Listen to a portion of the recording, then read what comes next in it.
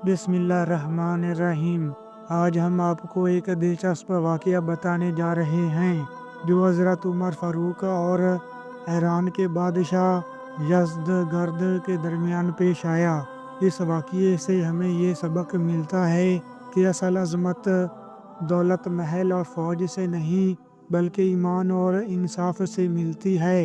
ये वाक़या हमें अदल, सादगी और अल्लाह पर भरोसा करने का सबक देता है। ईरान का बादशाह, तकब्बर और गुरूर। ईरान का बादशाह यज़्दगर्द एक बहुत ताकतवर बादशाह था।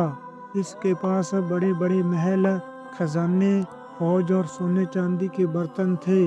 इसके दरबार में वजीर और सिपाही हर वक्त खिदमत में खड़े रहते थे। जब मुसलमानों ने ईरान फतह किया तो यज़्दगर्द को गुस्सा आया।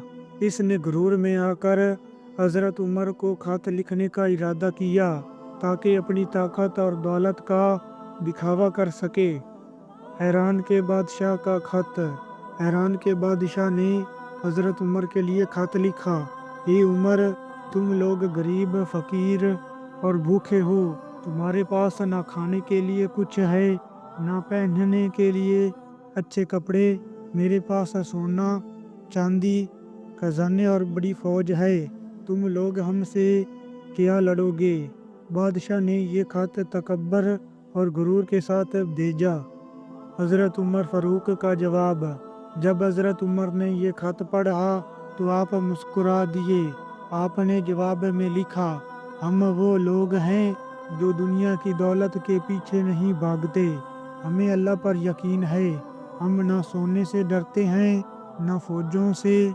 हम अल्लाह के बंदे हैं और इसी के हुक्म पर चलते हैं। ये खत लेकर कासिद ईरान के बादशाह के पास पहुंचा। ईरान के बादशाह की हैरत। जब बादशाह ने हज़रत उमर का खत पढ़ा तो वह हैरान रह गया। इसने कहा, ये लोग दुनिया की दौलत से नहीं डरते। ये लोग कैसे हुक्मरान हैं?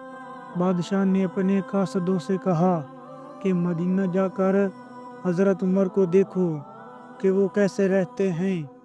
हज़रत उमर की सादगी।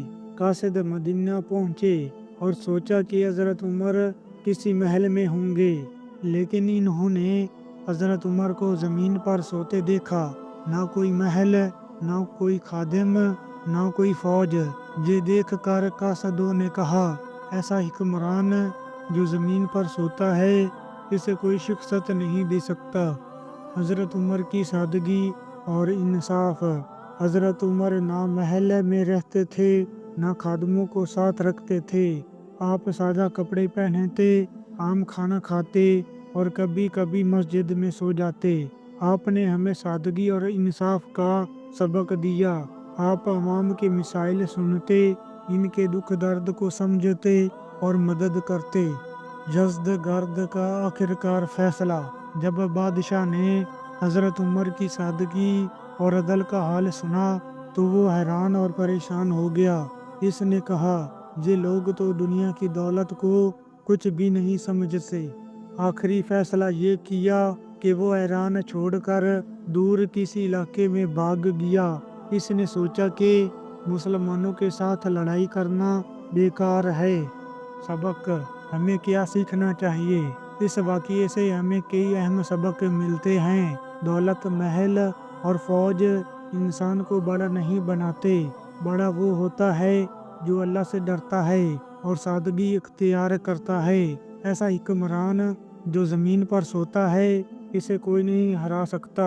गरूर और तकब्बर गलत है, क्योंकि असल ताकत अल्लाह के पास है।